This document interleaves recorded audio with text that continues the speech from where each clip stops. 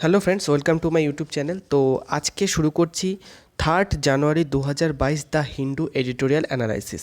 তো আজকে আমরা দেখে নেব যে আজকে তারিখটা হচ্ছে কত, যে এক মিনিট, আজকের তারিখটা হচ্ছে 3 জানুয়ারি 2022। তো 3 জানুয়ারি 2022-এ কী কী এডিটোরিয়াল আছে সেগুলো আজকে আমরা দেখে নেব হিন্দুতে।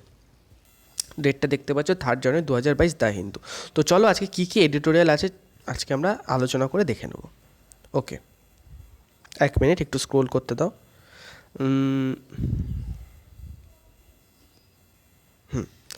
দেখো, প্রথম যে আজকে যে এডিটোরিয়ালটা আলোচনা করব সেটা হচ্ছে ফেয়ার অ্যান্ড সেফ।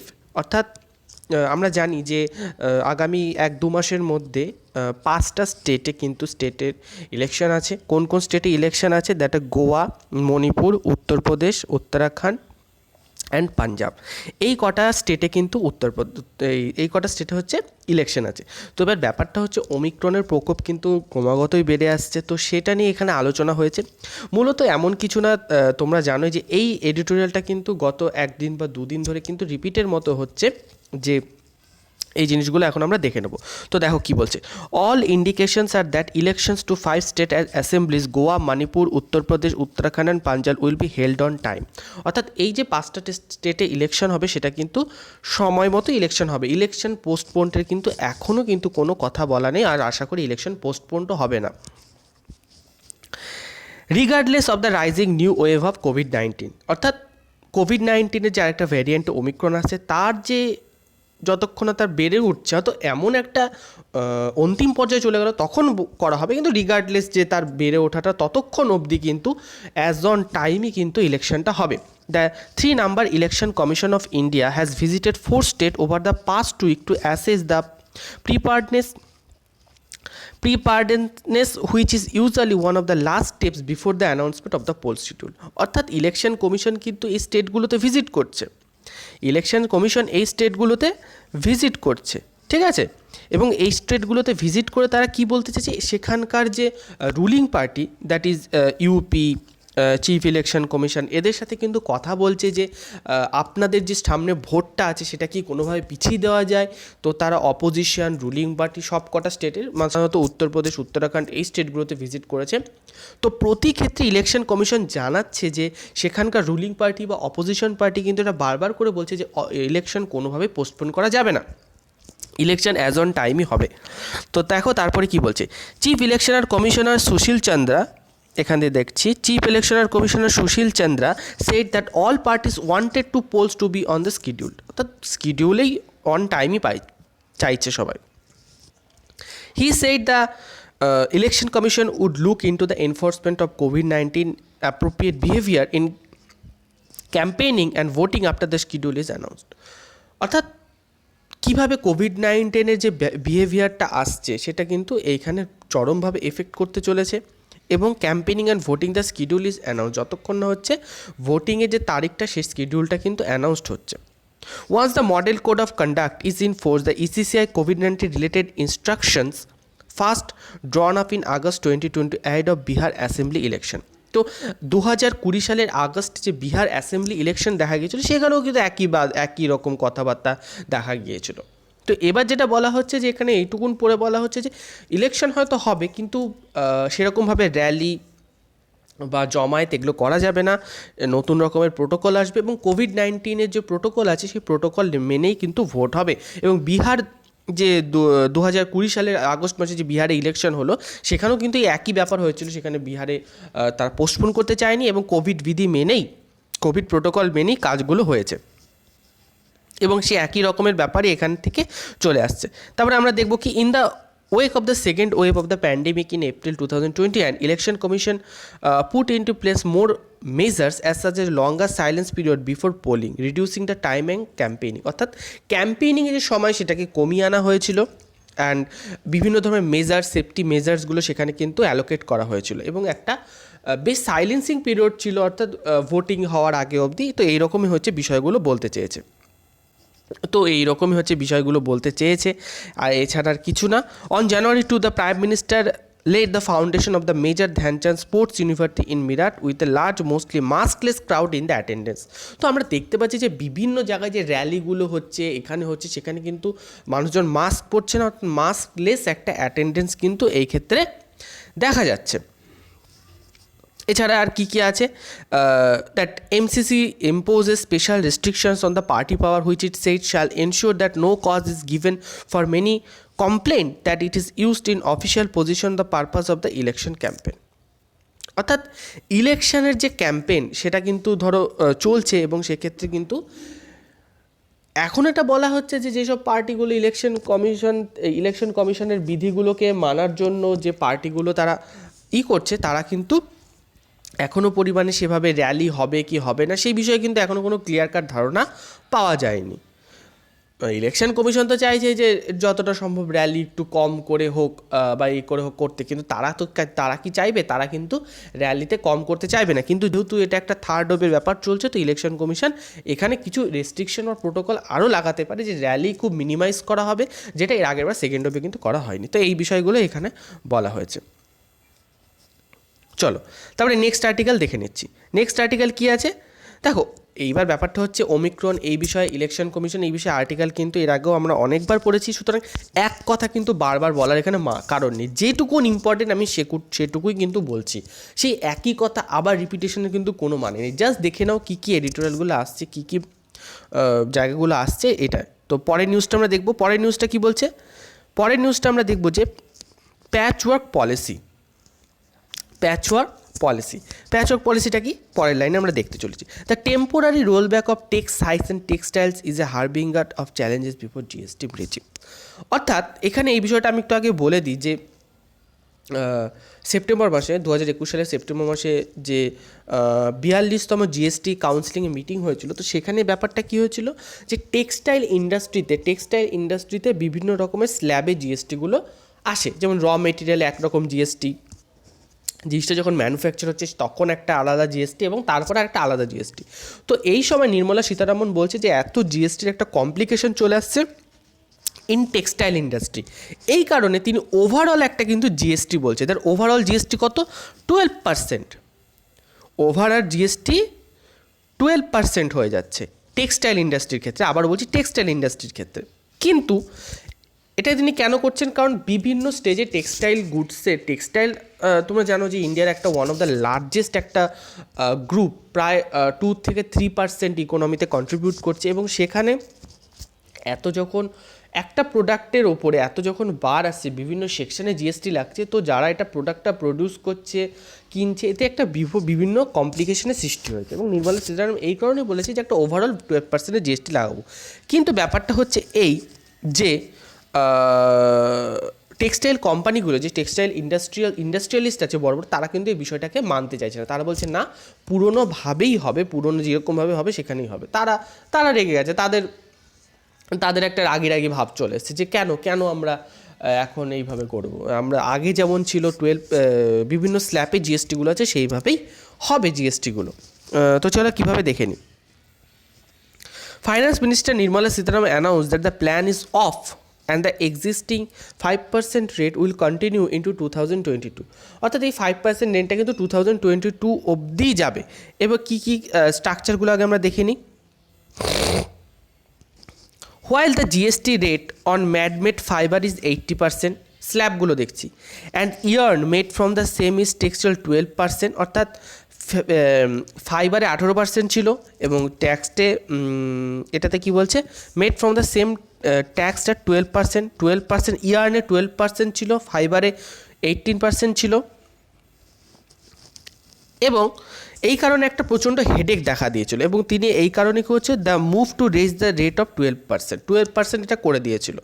কিন্তু বাট এখানে কিন্তু যেহেতু একটা কোভিড-19 প্যান্ডামিকের সময় এসে গেছে, তো সেই সময় কি হচ্ছে, সেই সময় যারা মেইন প্লেয়ার্স আছে, এদের মেইন ইন্ডাস্ট্রিয়ালিস্ট আছে, তারা কিন্তু এই একবারে যে 12% হয়ে যাবে, এতে কিন্তু তারা খুব একটা খুশি নয়। কারণ তাদের যথারীতি একটা 12% লেগে যাচ্ছে, মানে এখানে ব্যাপারটা হচ্ছে জিএসটিকে কিছুটা মিনিমাইজ করা হচ্ছে। জিএসটিটাকে কিছুটা মিনিমাইজ করে ওভারঅল লাগিয়ে দেওয়া হচ্ছে, কিন্তু তারা এখানে কোনোভাবে কিন্তু অসন্তুষ্ট বোধ করছে যারা এখানে রয়েছে। আচ্ছা চলো এরপরে দেখছি। এবং along with that footwear costing less than 1,000 pair, অর্থাৎ 1,000 টাকা দামের যেসব জুতো, তাদের নিচে যেসব জুতোগুলোর কস্টিং পড়ছে সেখানে কিন্তু 12% লাগানো হবে, এমনটা বলা হয়েছিল। কিন্তু এটা কবে থেকে লাগানো হয়েছে? এটা সেপ্টেম্বর মাসে জিএসটি কাউন্সিলের মিটিং হয় এবং 1 জানুয়ারি থেকে এটা এনফোর্সমেন্ট হবে বলে বলা হয়েছে, কিন্তু এটা এখনও করা হয়নি। আচ্ছা, although the rate hike was aimed at helping producers at easier credit for taxes and paid on inputs, that is how it was seen on several players in the industry that has historically been one of the India's largest employment creation, contribute 2% of the overall economy. এটা আগে তো বললাম যে 2% ইকোনমিতে তারা contribute করছে এবং একটা প্রচুর পরিমাণে ইন্ডাস্ট্রিয়াল টেক্সটাইল ইন্ডাস্ট্রি কিন্তু এখানে কিন্তু গুরুত্বপূর্ণ ভূমিকা নিচ্ছে। এবং এই যে একটা তারা স্ট্রাইক মতো করেছে না, এই যে এটা স্ট্রাইকটা কিন্তু প্রথম না, 1980তেও এরকম সরকারের সাথে ট্যাক্স প্লেয়ারদের নিয়ে ট্যাক্স দেওয়া নিয়ে ইন্ডাস্ট্রিয়াল ইন্ডাস্ট্রি কিন্তু একটা বিশাল প্রবলেমের কিন্তু শুরু হয় এবং তখন কিন্তু বিভিন্ন রকমের কাজকর্ম বন্ধ করে দিয়েছিল, 1-2 দিন তারা তাদের টেক্সটাইল ইন্ডাস্ট্রিটাকে বন্ধ রেখেছিল। এতে সরকারেরই ক্ষতি হয়েছিল, একটা strike, one kind of strike বলা যেতে পারে। আচ্ছা, এবার এটা নির্মলা সীতারামন এটা কেন করেছিলেন? কারণ তিনি এটা ভেবেছিলেন যে ইউনিয়ন বাজেট যেটা 2022-23 হবে, সেই ইউনিয়ন বাজেটে কিন্তু এই যে জিএসটি রিজিমটাকে এনে তিনি একটা জিনিসটাকে কমপ্লিকেশন থেকে দূর করতে চেয়েছিলেন, একটা জিএসটিটাকে ওভারঅল দিয়ে একটা কমপ্লিকেশনটাকে দূর করতে চেয়েছিলেন, কিন্তু আনফর্চুনেটলি সেটা হচ্ছে না। 1980 সালেও এরকম একটা স্ট্রাইক দেখা দিয়েছিল, কিন্তু তখন জিএসটি না, তখন ট্যাক্স দেওয়া টেওয়া নিয়ে একটা প্রবলেম এসেছিল। তো এখন ব্যাপারটা হচ্ছে এটাই বলতে চেয়েছে যে এখন এটা কিন্তু কোনোভাবেই এটা লাগু হবে না, অর্থাৎ 1 জানুয়ারি থেকে 2022-23 বাজেটকে মাথায় রেখে 1 জানুয়ারি থেকে এটা করা উচিত ছিল, কিন্তু এটা এখন হবে না। চলো নেক্সট আর্টিকেল।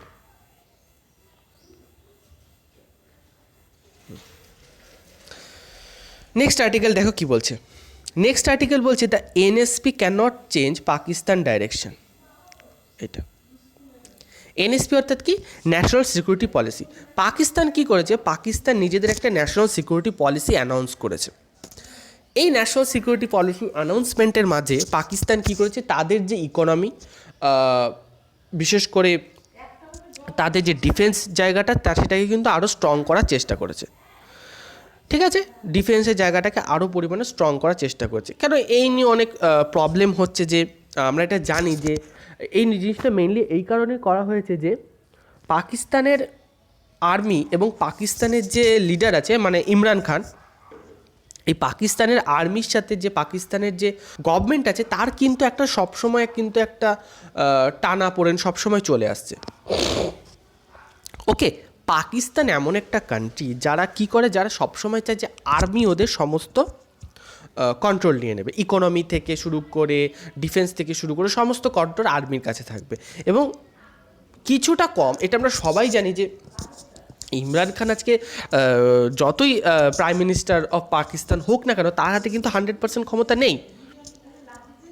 তার মন্ত্রী পরিষদের কাছে যতই ক্ষমতা থাকুক না কেন, তাদের হাতে কিন্তু আজকে পুরো ক্ষমতা নেই।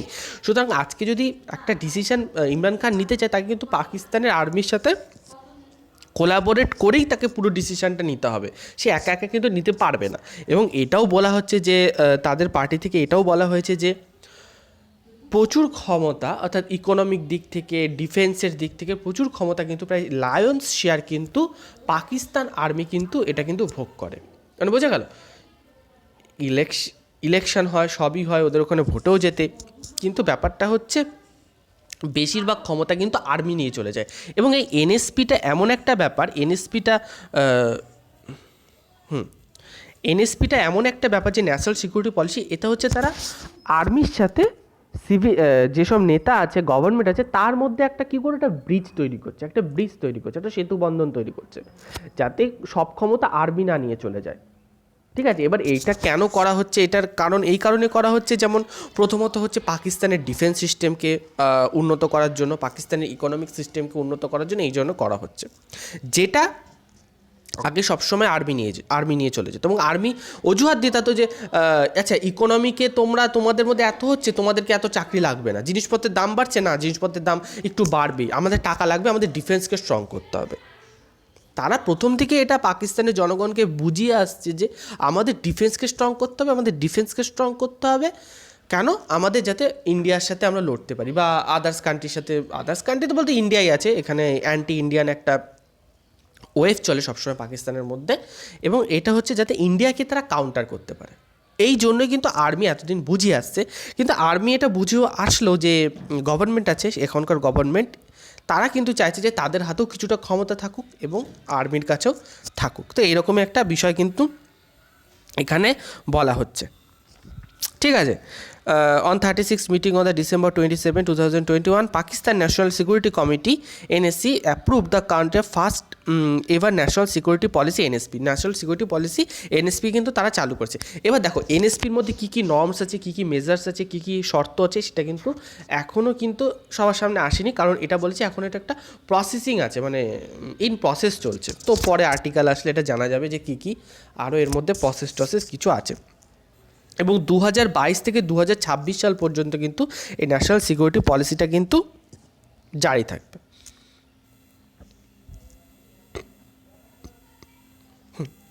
To achieve this objected in plus economic security at it's core, অর্থাৎ ইকোনমিক সিকিউরিটিটাকে কিন্তু এরা যথেষ্ট পরিমাণে কিন্তু ইকোনমিক সিকিউরিটিটাকে কিন্তু এরা মেজার করতে চাইছে, যাতে ইকোনমিক সিকিউরিটিটা কিন্তু সবসময় এটা ভালো হয়, ইকোনমিক সিকিউরিটিটা কিন্তু ভালো হয়, এবং 28শে ডিসেম্বর এটাকে করা হয়েছে। Makes a fundamental change. Significantly, a public version of NSP has not been released as yet. হ্যাঁ, significantly a public version of NSP has not been released yet, অর্থাৎ পাবলিক ভার্সনটা যেটা বললাম এখন রিলিজ হয়নি, এটা মোটামুটি একটা আন্ডার প্রসেস কনস্ট্রাকশনের মধ্যে আছে, যখন হবে তখন এটা কিন্তু রিলিজ করে দেওয়া হবে। এবং এটা 2000 কত বললাম 26, 2022, 22-26 অর্থাৎ 4 বছরের জন্য এটা কিন্তু 22, 23, 24, 25, 26 না 5 বছরের জন্য, 22 থেকে শুরু হয়ে যাচ্ছে, 26 মধ্যে এটা চলবে। তারপরে হয়তো আবার এটাকে আনতে হবে, national security council of Pakistan থেকে অ্যাপ্রুভ করাতে হবে, তারপরে ন্যাশনাল সিকিউরিটি পলিসি থেকে কিন্তু জিনিসটা আসবে। তো আবারও বলছি যে ন্যাশনাল সিকিউরিটি পলিসি মানে কিন্তু শুধুমাত্র সিকিউরিটি বা ডিফেন্সের ব্যাপার সেটা কিন্তু না, national security policy of Pakistan civilian, এই বিষয়টা বলা হচ্ছে। অর্থাৎ পাকিস্তানের যারা সিভিলিয়ান আছে, পাকিস্তানের যেসব সিভিলিয়ান আছে, পাকিস্তানের যে আম জনতা আছে, তাদের সিকিউরিটির জন্য, সেটা ইকোনমিক হতে পারে, সোশ্যালি হতে পারে, ডিফেন্স হতে পারে, যে কোনো ক্ষেত্রে হতে পারে, এটাই হচ্ছে ব্যাপার।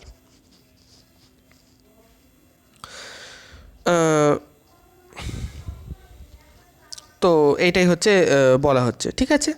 এবং এখানে এই করে আরও বলা হচ্ছে যে পাকিস্তান একটা সবসময় কিন্তু নেগেটিভ ধারণা রাখে ভারতবর্ষের প্রতি, সেটা পাকিস্তানের সিভিলিয়ানসদের হোক কিংবা পাকিস্তান আর্মি হোক কিংবা পাকিস্তানের যেসব পার্টিরা রয়েছে তাদের ক্ষেত্রে, এই তিনজনের মধ্যে কিন্তু একটা অ্যান্টি ওয়েভ কিন্তু কাজ করে। এই জন্য পাকিস্তানের যে পাকিস্তানের যে প্রেসিডেন্ট, তার নামটা কি দেখে নিচ্ছি একটু, হ্যাঁ, পাকিস্তানের যে প্রেসিডেন্ট জিয়াউল হক, ইনি কিন্তু বলেছেন যে 40 বছরের বেশি সময় ধরে কিন্তু পাকিস্তান কিন্তু এই একটা বিষয়ের উপরেই হয়তো বসে আছে যে তাদের ইন্ডিয়ার থেকে তাদের বাঁচতে গেলে তাদের প্রচুর পরিমাণে ডিফেন্সিভভাবে স্ট্রং হতে হবে। এই কারণে কিন্তু পাকিস্তানের যে ভেতরকার যেসব ইনফ্রাস্ট্রাকচার সেটা কিন্তু সবসময় ভায়োলেট হয়েছে। এই জন্য পাকিস্তান জিনিসের দাম প্রাইস হাইক হয়েছে, পাকিস্তানের ইকোনমিক কন্ডিশন পড়ে গেছে, পাকিস্তানের ভেতরে কিন্তু সেভাবে সরকারি চাকরি কিন্তু নেই বা যেটা কম হয়েছে, কারণ তাদের বেশিরভাগ পয়সা আর্মি নিয়ে চলে যায় ডিফেন্স সেক্টরকে স্ট্রং করার জন্য। অর্থাৎ ইকোনমিক্যালি ডিফেন্সটা স্ট্রং হচ্ছে কিন্তু আদার্স জায়গাগুলো কিন্তু ব্রাত্যই থেকে যাচ্ছে। ওকে, তো এই বিষয়গুলি কিন্তু এখানে আলোচনা করা হচ্ছে। 75 বছরও হয়ে গেল স্বাধীনতার, কিন্তু এখনও তাদের মধ্যে কিন্তু এই প্রবলেমসগুলো কিন্তু রয়ে গেছে। তো এই হচ্ছে ব্যাপার। আচ্ছা, দেখছি এখানে আর কোনো ইম্পর্টেন্ট জায়গা আছে কিনা, তাহলে ইম্পর্টেন্ট কোনো পজিশন থাকলে কিন্তু আমি বলে দেবো। এক মিনিট,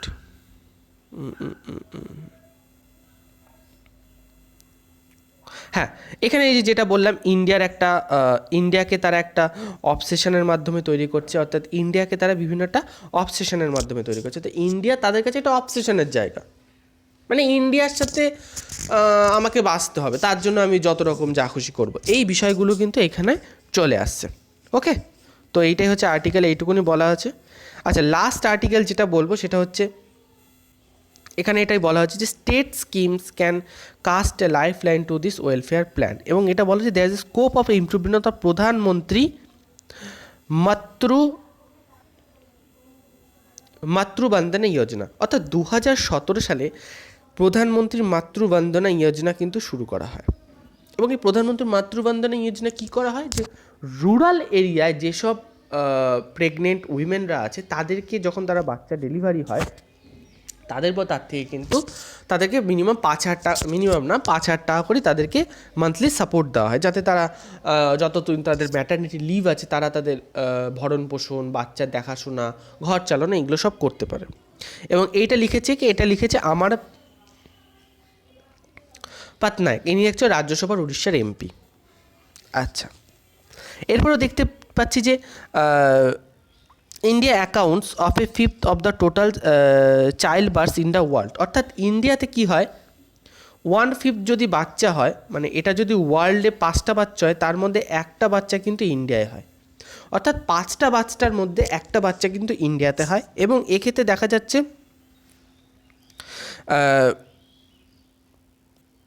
100 লাখ লাইভ বার্থস, ঠিক আছে, 1 লাখেরও বেশি লাইভ বার্থস কিন্তু এখানে দেখা যায়। এবং এই প্রধানমন্ত্রীর মাতৃবন্দনা যোজনা, যেটা 5,000 টাকা মান্থলিতে শুরু হচ্ছে, এবং আসলে ইনি এই লোকটা এখানে এর কিন্তু একটা ক্রিটিসাইজ কেন করছে, কারণ ক্রিটিসাইজ এই কারণে করছে যে তার মনে হচ্ছে যে 5,000 টাকা it is not enough for the rural background women, pregnant women, বা তারপরে যখন বাচ্চা দেওয়ার পর থেকে যে উইমেনের যে কন্ডিশনটা হয় সেটা 5,000 টাকার কিন্তু তাদের পক্ষে কিন্তু এনাফ না, কারণ তারা এগ্রিকালচার বা আনঅর্গানাইজ সেক্টরের সাথে যুক্ত, যেখানে আনঅর্গানাইজ সেক্টরের সাথে যুক্ত হলে 5,000 টাকাটা তাদের পরিবারের জন্য কিন্তু এনাফ নয়। এই বিষয়গুলি এখানে বলতে চেয়েছে। আচ্ছা, it is aimed at improving health seeking behaviour and compensate the wage loss of the pregnant women, particularly in the unorganized sector. এখান থেকে আনঅর্গানাইজ সেক্টরে এই বিষয়গুলো কিন্তু প্রচুর পরিমাণে লক্ষ্য করা যাচ্ছে, এবং তাদের মধ্যে কি ওয়েট লস দেখা যায়, বা পোস্ট প্রেগনেন্সিতে কিছু পরিমাণে মেয়েদের অসুবিধা আসতে পারে, হ্যানা ত্যানা প্রচুর পরিমাণে অসুবিধার জন্য কিন্তু এই 5,000 টাকা করে দেওয়া হচ্ছে। এবং তিনি এটা বারবারই বলছি, সমস্ত আর্টিকেল জুড়ে একটাই কথা, যে ইট ইজ নট এনাফ। তিনি বিভিন্ন স্ট্যাটিস্টিক্স, বিভিন্ন ডাটা দেখিয়েছেন যে Pradhan Mantri Matru Vandana Yojana is not enough for this unorganise sectors women. তো এই বিষয়গুলো কিন্তু এখানে বারবার করে হাইলাইটেড হয়েছে। আচ্ছা, তারপরে কি দেখা যাচ্ছে, এটাও তিনি বলছে সিন্স ইনস্ক্রিপশন PWM, অর্থাৎ প্রধানমন্ত্রী মাতৃবন্দনা যোজনাতে হ্যাজ কভার্ড 2 কোটি 1 লক্ষ ক্রোড় উইমেনের জন্য এটা একটা করা হয়েছিল, এবং টোটাল অ্যামাউন্ট অফ 8,722 কোটি টাকা এখানে কিন্তু অ্যালট করা হয়েছিল, এবং বিভিন্ন টাকা কিন্তু এখানে অ্যালটমেন্ট করা হয়েছে। এই যে প্রধানমন্ত্রীর মাতৃবন্দনা যোজনা, এটা কিন্তু অ্যাকচুয়ালি ইন্দিরা গান্ধী যোজনারই একটা অংশ। ইন্দিরা গান্ধী যোজনা অংশটাকে বন্ধ করে এই প্রধানমন্ত্রীর মাতৃবন্দনা যোজনা এটাকে শুরু করা হয়।